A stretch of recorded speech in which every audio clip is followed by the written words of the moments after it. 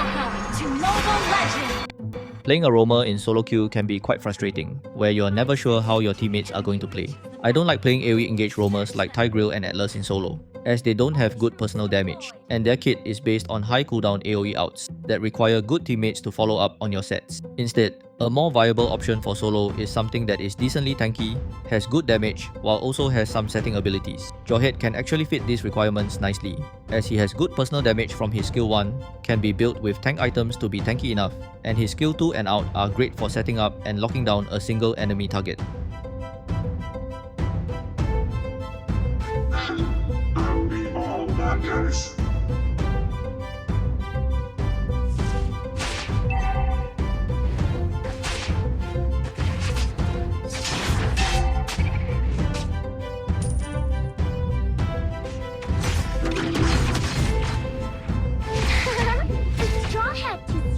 While playing AoE engages are nice and make for better highlights to post on TikTok, single target setting is quite effective in solo.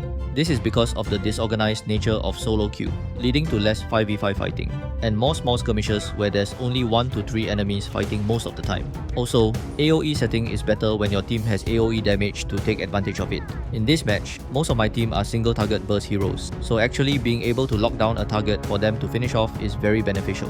Jawhead can do that job really well, as his skill 2 can toss enemies to the team and then follow up with out for more damage and stun. In addition to his CC abilities, Jawhead also has a passive to improve his team's damage on enemies. Hitting enemies with our skills and basic attack applies stacks of mecha suppression on them, making them take more damage. We can apply up to 6 stacks of this, adding up to a maximum of 12% increased damage on them. This is a really good passive to help us and our team finish off the target that we've managed to lock down, and it can be easily applied through the multi-hit missiles from our skill 1.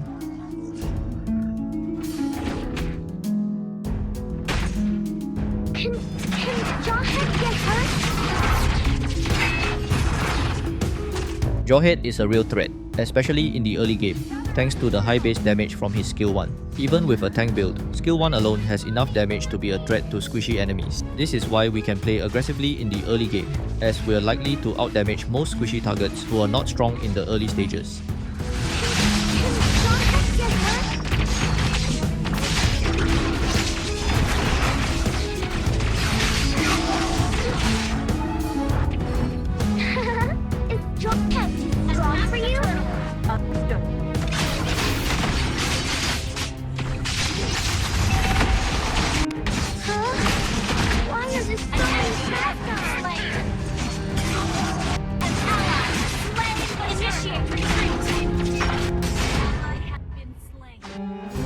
Our first item is Rapid Boots, which was recently buffed to now also provide some HP regen.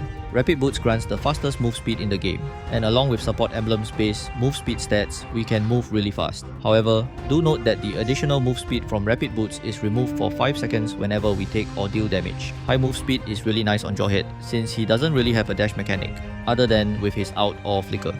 So having Rapid Boots and support emblem allows us to engage more freely without relying on those spells as much.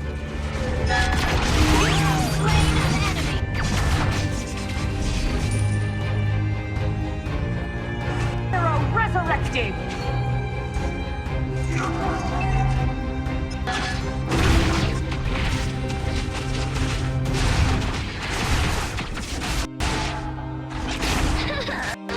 Where's my mommy and daddy? Our second item is Dominance Eyes for the anti-heal passive, and for its high physical defense. Anti-heal is quite effective here because the enemy has a healer, and the high physical defense is great to reduce the oncoming damage from 3 of the enemy damage dealers. The second passive also reduces enemy attack speed, which helps to reduce DPS from Hanzo and Brody.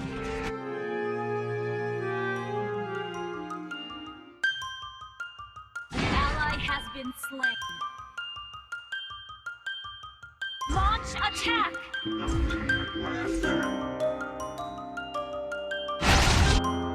Launch attack!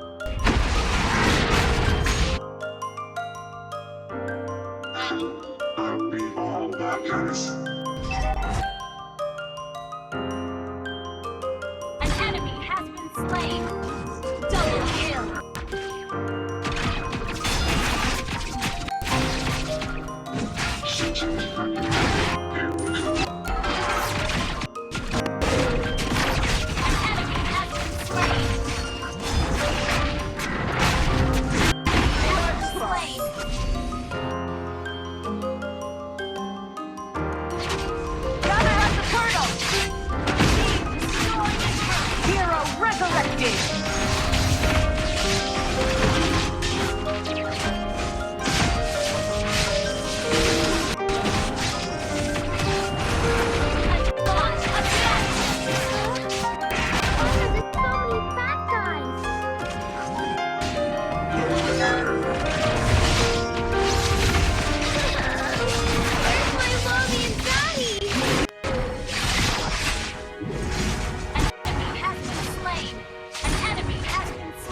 Casting skill 2 grants us temporary move speed and some shield HP.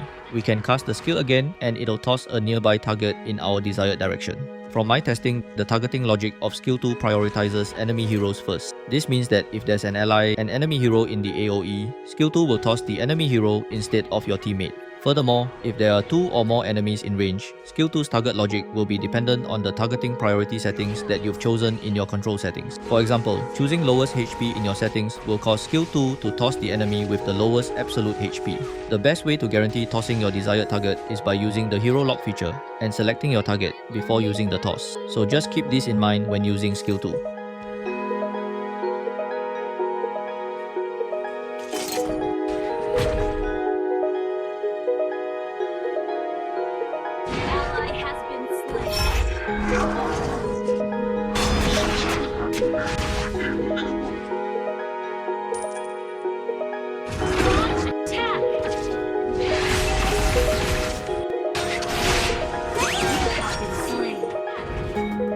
You should notice that I'm building up some magic defense before completing the next item. This is so we have some defenses to reduce oncoming magic damage from 𝗟𝗟𝗓𝗓. These are component items for radiant armor, which we'll complete later on. After that, we'll be building antique Cuirass for more physical defense and to counter physical skill casters like Benedetta and Brody. The passive reduces the enemy's physical damage whenever we're hit by a skill from the target, dropping their damage output significantly.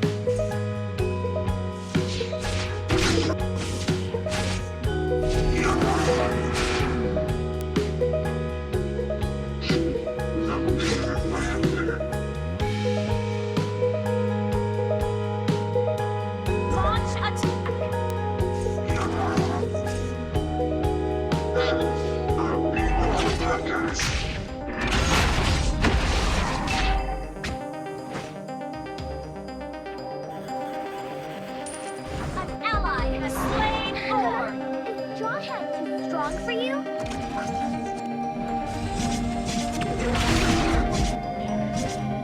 An enemy has been slain.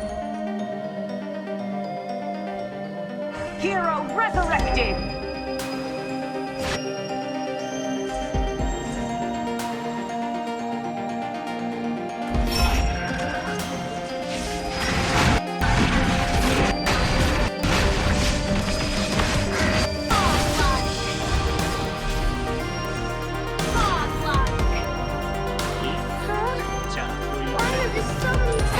One of the best ways to engage with Jawhead is to combine Flicker with skill 2.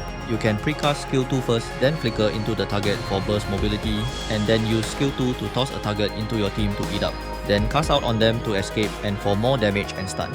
This is especially effective when enemies are hiding under their turret and refuse to come out. But try not to do this if the enemy you're tossing is a setter tank like Atlas or 𝗟𝗟𝗓𝗓, as you may end up helping them to set on your team instead.